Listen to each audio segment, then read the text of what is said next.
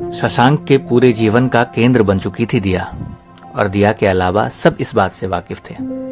दिया को तो शायद ये भी नहीं पता था कि शशांक नाम का कोई लड़का एग्जिस्ट करता है जो उसके प्यार में है। शशांक ने इतने दिनों में दिया का स्कूल, क्लास, उसके दोस्त कौन है कौन नहीं सब पता कर लिया था। बस मिलना, बात करना और प्यार का इजहार बाकी था। दी भी बेंगलोर गई हुई थी, तो खिड़की पे उसके आने का इंतजार करने वाला ऑप्शन भी इस वक्त अवेलेबल नहीं था शशांक के लिए। उस दिन भी क्लास बंक करके शशांक और रोहन कैंटीन में बैठे बैठे बोर हो रहे थे जब रोहन ने उससे पूछा, कुछ बात आगे बढ़ी कि नहीं? शशांक ने बस उसे देखा और रोहन ने उसका जवाब उसके चेहरे पर पढ़ लिया। तुझसे कुछ नहीं होगा, तू रहने दे, उसने चिढ़कर कहा। क्या करूं मैं, दी आएंगी तब तो। अरे यार, दी नहीं होती तो? साले प्यार तुझे है कि दी को? वो आग ही नहीं है तेरे अंदर। जा, उसके स्कूल जा, उसके मोहल्ले जा, उसके बाहर उससे मिल, बात कर। शशांक ने कुछ देर के लिए सोचा और उठ खड़ा हुआ। अब कहां जा रहा है? रोहन ने कंफ्यूजन में पूछा। एमजी रोड, उसके स्कूल। चल, शशांक का जवाब और रोहन का चेहरा खिल उठा। दोनों कॉलेज से बाहर की तरफ भागे। जब दोनों एमजी रोड स्थित उस स्कूल के बाहर पहुंचे तो स्कूल की छुट्टी हो चुकी थी। ऑलमोस्ट सारे स्टूडेंट्स जा चुके थे। शशांक निराश हो गया। हालांकि रोहन ने सुझाया कि उसी रूट की कोई बस ले लेते हैं, शायद रास्ते में कहीं दिख जाए, और दोनों सेम रूट की बस में चढ़ गए। अभी अगले ही सिग्नल पे पहुंचे थे कि दूसरे बस में शशांक को दिया दिखाई दी। हाँ, वही थी वो, अपनी बहन सांभवी के साथ। रोहन ने शशांक को दूसरे बस में देखते देखा और पूछा कि दिया है क्या? शशांक के चेहरे की स्माइल बड़ी हो गई। सुंदर है, बहुत सुंदर है, रोहन ने कहा, और शशांक ने झटके से उसको देखा। भाभी है तेरी? अरे तो मैं कहां बोल रहा हूं कि तेरी भाभी है। ये बोलकर एक झटके में रोहन भागकर बस से उतरा और अगली बस में चढ़ गया जिसमें दिया थी। पहले तो शशांक समझ नहीं पाया, और जब समझा तो बस ऑलमोस्ट चलने वाली थी। वो भागकर उतरा और चलती बस में चढ़ा, लेकिन जैसे ही बस में चढ़ा और दिया की तरफ उसकी नजर गई, वो ठहर सा गया। उसकी धड़कन तेज रफ्तार से भागने लगी। उसके चेहरे पर पसीना उभर आया, पैर कांपने लगे। क्या हुआ तुझे? जा, बात कर, रोहन ने कहा। लेकिन होश कहाँ था शशांक को? हिम्मत कहाँ थी उसमें इस वक्त कि वो 4 कदम चलकर आगे बढ़े और जाकर दिया से बात करे। दिया बाहर की तरफ देख रही थी। शशांक का गला सूख रहा था। पता नहीं कब तक वो ऐसे ही खड़ा रहा। अचानक से बस ने ब्रेक मारा और इस झटके से उसे होश आया। दिया बस से जा चुकी थी। उसके सामने उसी सीट पर रोहन बैठा उसे घूर रहा था। एक और मौका उसने गवा दिया था। रोहन ने उसे गुस्से में जाने क्या क्या कह दिया। सही भी था वो।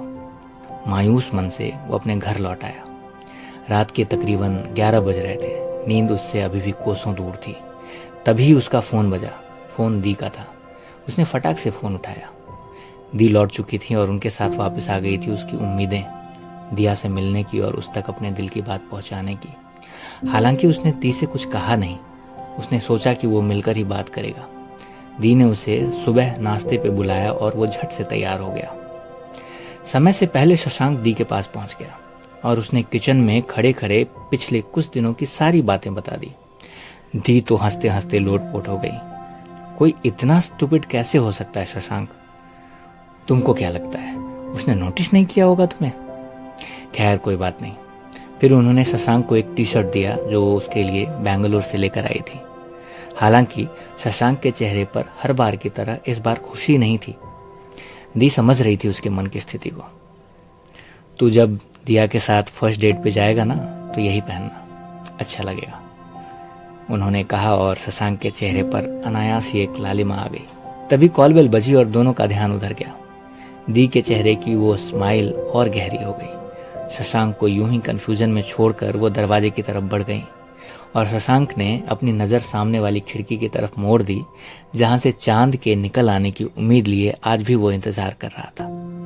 दरवाजा खुलने की आवाज उसके कानों में आई और एक बहुत ही मीठी सी प्यारी सी सहज सी आवाज उसके मन से टकराई। नमस्ते दी, सॉरी वो थोड़ी देर हो गई।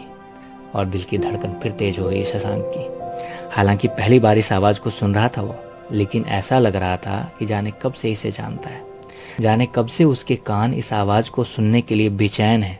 और एक झटके में उसकी नजर दरवाजे की तरफ गई। दी उसकी तरफ आ रही थी और फिर दी के पीछे से चांद निकला। चांद में तो फिर भी दाग था, लेकिन जो चेहरा उसके सामने उसकी तरफ चलकर आ रहा था वो बेदाग था।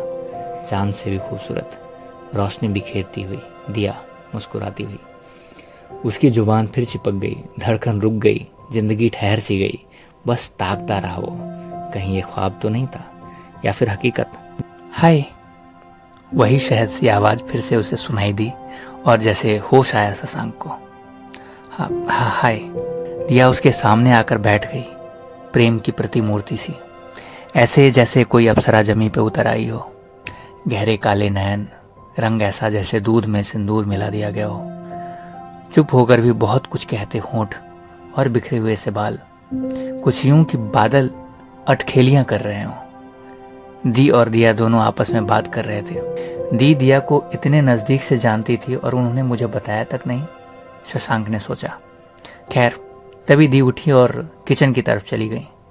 शशांक दिया के साथ अकेले रह गया। बहुत कुछ कह देना चाहता था वो, पिछले महीने भर में उसने जो जो महसूस किया था सब, लेकिन जुबान साथ नहीं दे रहे थे उसका। तभी उसके फोन का मैसेज टोन बजा। दी का मैसेज था, talk to her you fool. और झेप सा गया शशांक। बात करना तो चाह रहा था, शुरू नहीं कर पा रहा था। वो प्यारा सा वियर्डनेस था इस वक्त दोनों के बीच। All okay? दिया ने कहा। हाँ ऑल गुड। फिर सन्नाटा। उस दिन बस में आप ही थे ना, अपने एक दोस्त के साथ? फिर से दिया ने कहा और शशांक को लगा जैसे उसे किसी ने रंगे हाथों पकड़ लिया है। किस दिन? कल मैं स्कूल से आ रही थी, संभवी के साथ। देखा था मैंने आपको, कुछ परेशान से लग रहे थे। 79D बस पे? ओह हाँ। आंखें चुराते हुए उसने कहा। दिया ने फिर कुछ नहीं कहा। शशांक ने पलकों के कोने से उसको देखने की कोशिश की। मुस्कुरा रही थी दिया, शायद वो जान चुकी थी शशांक के दिल का हाल। तभी दिया आ गई और फिर शशांक बस सुनता रहा दोनों को। थोड़ी देर बाद दिया चली गई, जाते जाते मुस्कुराकर बाय कहते हुए। उसके जाते ही दी ने शशांक को बड़े प्यार से देखा। बड़ा बुद्धू है मेरा भाई। सॉरी दी। अरे कोई बात नहीं, कल हम शॉपिंग पे जा रहे हैं। अगर मिलना है दिया से, बात करनी है तो आ जाना 4 बजे। मैं लोकेशन टेक्स्ट कर दूंगी। यू आर द बेस्ट दी, कहकर शशांक दी के गले लग गया। अब तक का सबसे खास दिन था ये उसके लिए। वो दिया से मिला, थोड़ी बहुत ही सही बात की, लेकिन कल का मौका उसे दोनों हाथों से ग्रैब करना है। उसने सोचा उसे कैसे बात करनी है, क्या बात करनी है, सब प्रिपेयर करके जाना है कल। तैयारी पूरी हो चुकी थी। रोएन, अस्मी और एना तीनों ने मिलकर अच्छे से ट्रेनिंग दी थी शशांक को। आज तो इम्प्रेस कर ही लेगा दिया को, शशांक ने सोचा, और समय से पहले दी के बताए लोकेशन पे पहुंच गया। अब समय से पहले पहुंचने का मतलब है इंतजार। जैसे जैसे उनके आने में देर हो रही थी, शशांक के हर पल का इंतजार उसे सालों का लग रहा था। 4 बज गए और घड़ी की सुई आगे भी बढ़ गई, लेकिन दी और दिया दोनों का कोई अता पता नहीं था।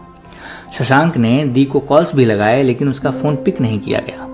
यूं ही रास्ते पर टकटकी लगाए गुजरती भीड़ में 2 चेहरा ढूंढते ढूंढते 5 बज गए। वो निराश होकर घर लौटने ही वाला था कि भीड़ में से निकलकर आते दिखे दोनों, दिया और दी, आपस में बातें करते, बहुत सारे शॉपिंग बैग्स लिए। ओह, मतलब इनका शॉपिंग ऑलरेडी चल रहा था। बस मेरा फोन उठाने का समय नहीं मिला दी को, शशांक ने सोचा। तू फोन नहीं कर सकता था क्या? आके खड़ा है यहाँ।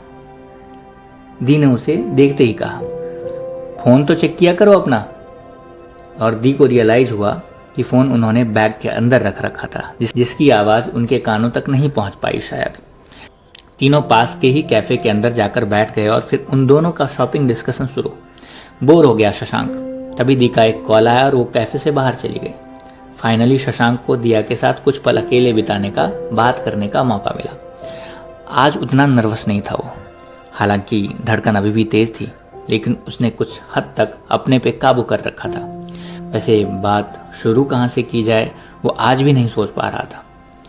कोई तैयारी काम नहीं आ रही थी उसके। ज्यादा देर इंतजार तो नहीं करना पड़ा आपको? दिया ने ही शुरुआत कर दी। अरे नहीं, ऐसा कुछ नहीं है, शशांक ने बड़ी सी स्माइल के साथ थोड़ा ब्लश करते हुए नजरें चुराते हुए कहा।